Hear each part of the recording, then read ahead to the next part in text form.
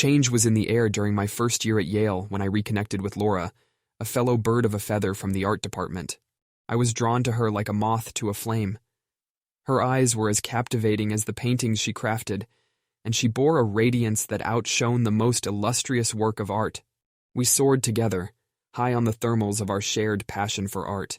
Spending Christmas with her was something special, exchanging handmade gifts, speaking volumes about the depth of our understanding and care for each other.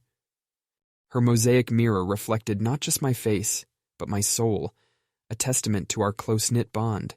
But as the saying goes, all good things must come to an end.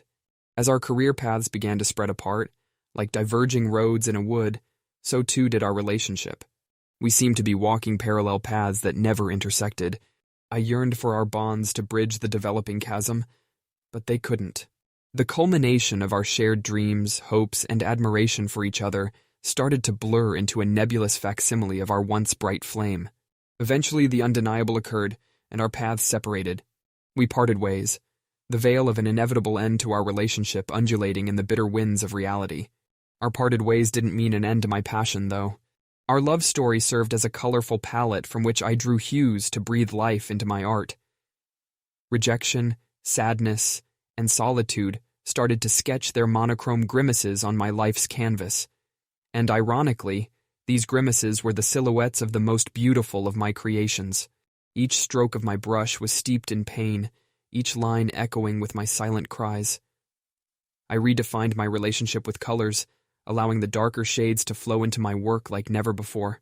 There was solace in solitude, and the echoes of my fractured heart resounded through the aisles of my studio. The essence of my solitary journey trickled down into each creation, emanating an air of raw, vulnerable brilliance. The heart that once throbbed with irrepressible excitement now throbbed with the rhythms of solitude and stoicism. The lonesome whisper of my solitude turned into a resounding symphony, each note etching a story into my canvas.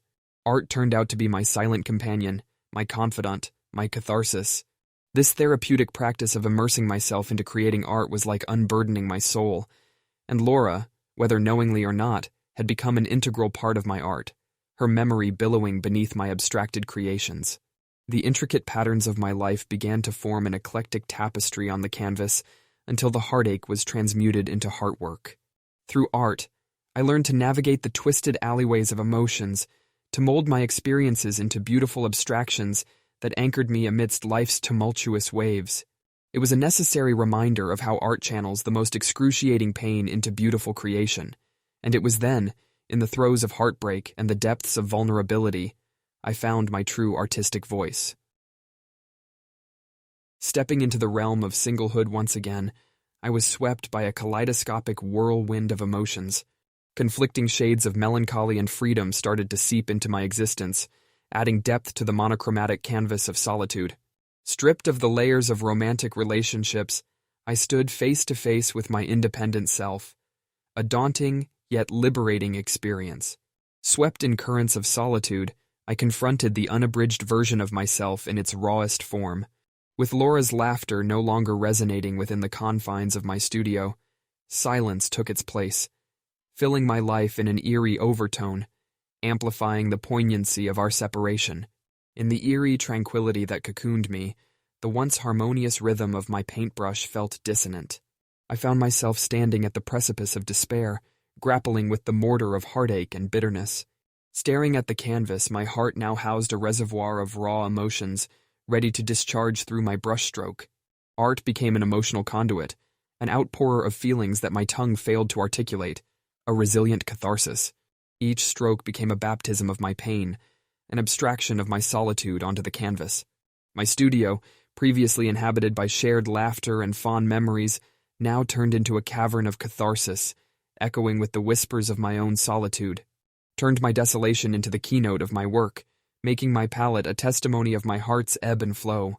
Each hue narrated a chapter of my story, each shade a silent onlooker of my journey, chronicling my transformation into an independent soul. Different shades of blues and grays started dictating the narrative of my works. No longer was it just about the brilliant yellows, radiant reds, or vibrant greens.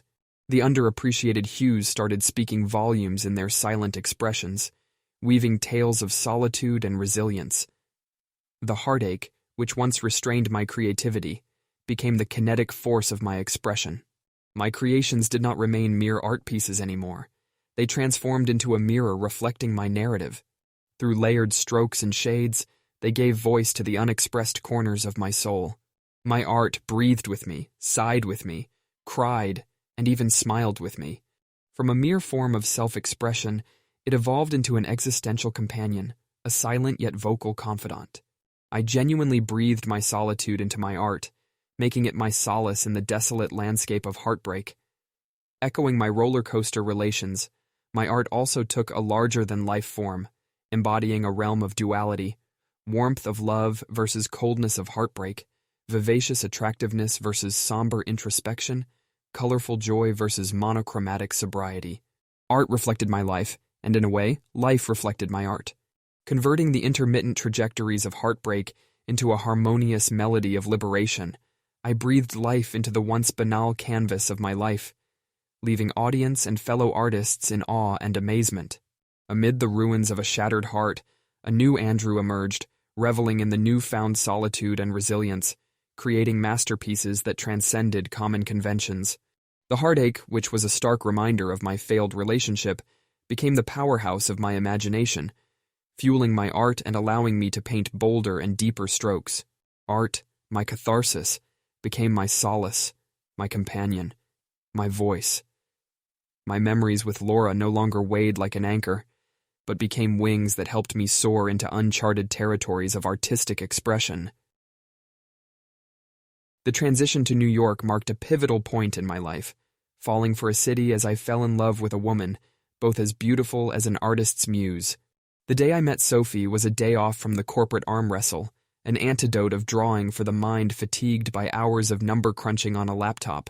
She stumbled upon me absorbed in my sketchbook at a quaint cafe around the block, and her curiosity-kissed eyes mirrored my fascination with sketching.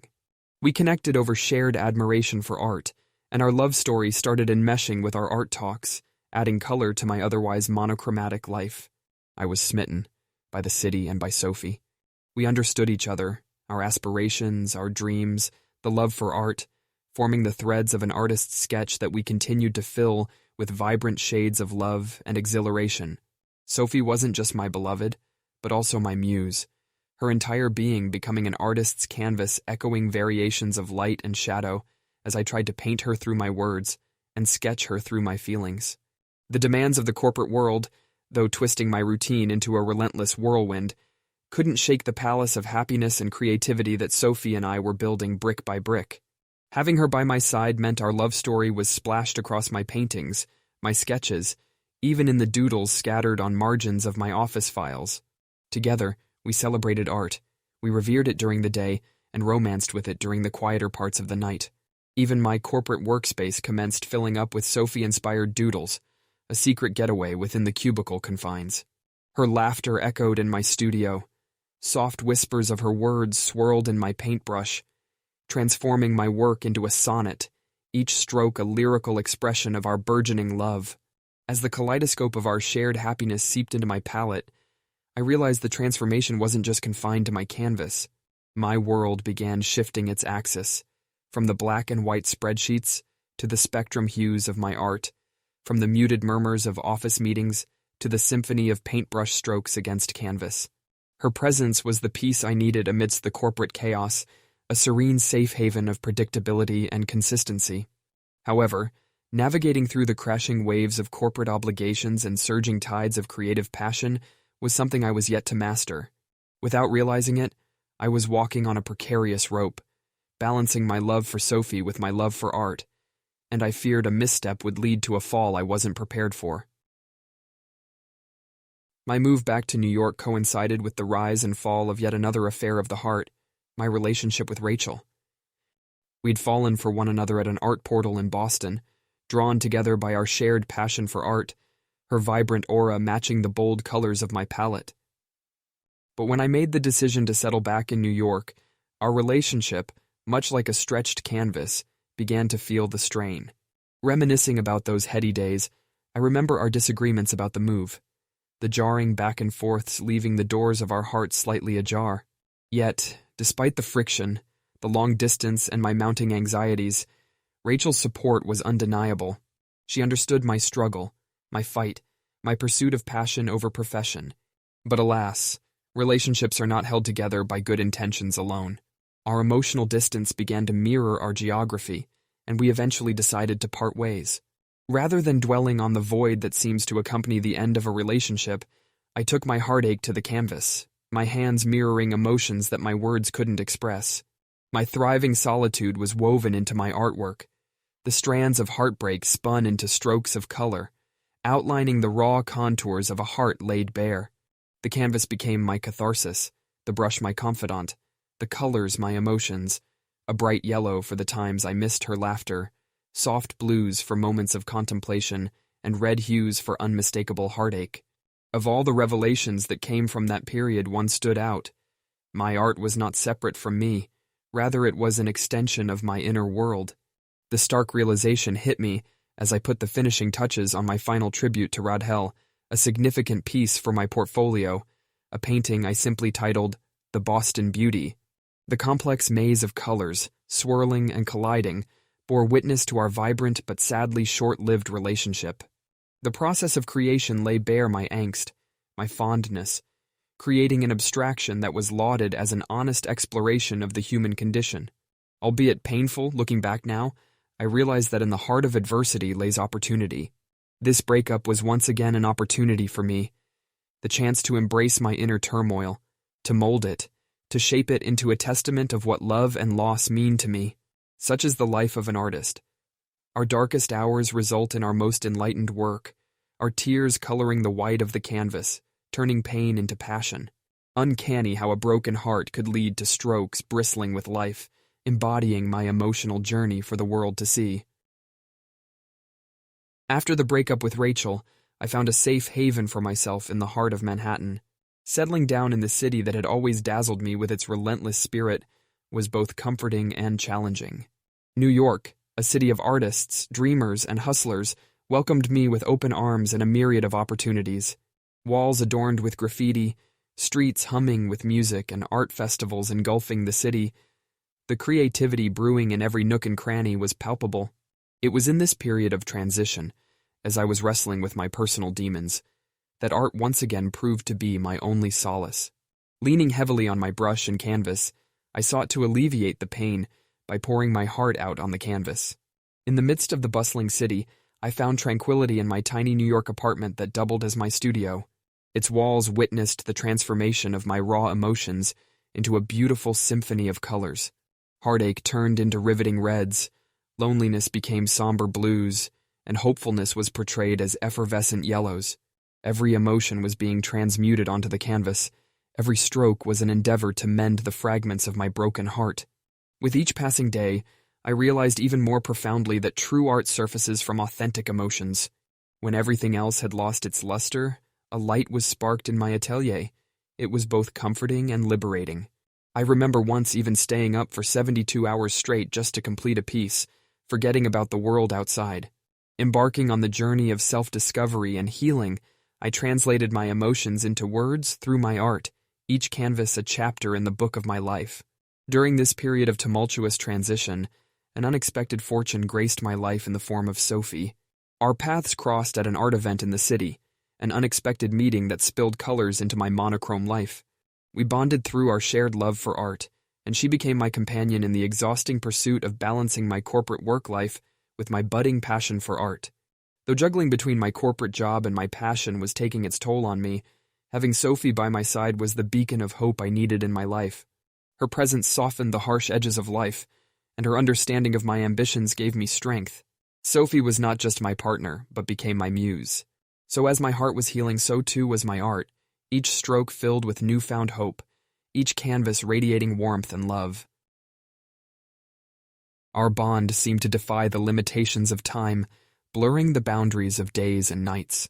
I remember celebrating a particularly memorable Valentine's Day with her, where we were lost in each other's company, the world outside fading into oblivion. Our shared love for art transcended our bond into a spiritual realm, fueling my creativity, my art echoing the melodious rhythm of our connection.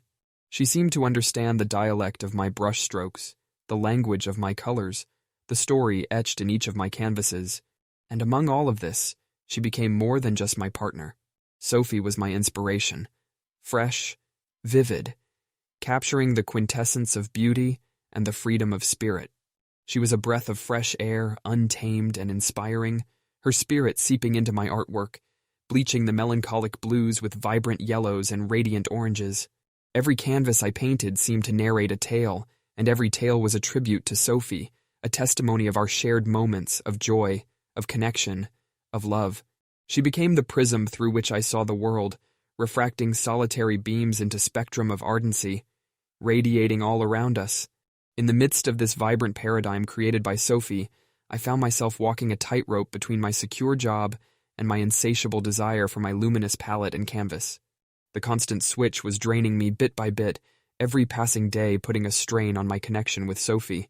I was battling within, one part of me hesitant to let go of the stability my job provided, and the other part yearning to plunge headfirst into the pool of my creative desires, drowning the inherent anxiety in the fluid strokes of my paintbrush. But with every sigh that escaped my clenched jaw, Sophie was there, spelling reassurance, echoing warmth, mirroring my struggle with her empathetic gaze. And just like that, we grew together amidst my inner turmoil, her presence serving as the panacea to my escalating apprehensions. As Andrew Green of New York, I reflect upon the bond I had with Sophie, the girl who was once the muse of my urban existence. The bond that, like a leech, suckled the energy out of my wavering soul, draining me bit by bit. A bond that pushed me onto the thorny tightrope I was walking, to find a balance between my full-time job and my profound love for the canvas, my heart echoing the somber tunes of a melancholic lullaby as I switched between the rationality of secure finances and the chaotic beauty of my art. Every passing day, my connection with Sophie seemed stretched a bit more with the endless tug-of-war between work and passion. It was as if I was stepping into a whirlpool of whirlwind sacrifices. Everything was meant to keep afloat, to maintain that equilibrium. But that day never came. My well-planned world started teetering on the brink of collapse as the weight of my dreams and fears held me hostage. Sophie was the sail in the tempest of my life, a beacon of hope in the gloomy corridors of my profession, and also a mirror, reflecting my struggle and disquiet. Her eyes, sparkling with empathy, echoed the storm brewing within me. She understood the language only an artist can decipher, the vocabulary of colors and textures, crying out, tracing my journey. A journey into the labyrinth of insecurities, where the heart and mind grappled in a never-ending bout of uncertainty. Sophie gifted me a multitude of perspectives, bringing in a rainbow of ardency to my monotonous corporate life. But the inexhaustible stress, the simmering frustrations, the mounting anxiety masked by 1,000 smiles, they took a toll on us. And just like the most beautiful notes creating the most heartbreaking melodies, our relationship couldn't withstand the discordant symphony of my staccato existence. The colors faded, the music stopped, and thus arrived the eclipse on our bond, marking the abrupt end to an eloquent chapter of my life. Yet in its haunting silence, my tale did not cease to exist. My canvas blinked at me, urging me to dip my paintbrush into the well of heartache. I poured out the melancholy, weaving the end of my relationship into strokes and curves. The outcome was Sophie, a testament to the saga of emancipated passion. The colors sang of the love we shared, of her laughter and whispers, of the twinkling innocence in her eyes. The painting became my voice, my catharsis, a beacon that guided me through the storm. I finally found closure, one stroke at a time.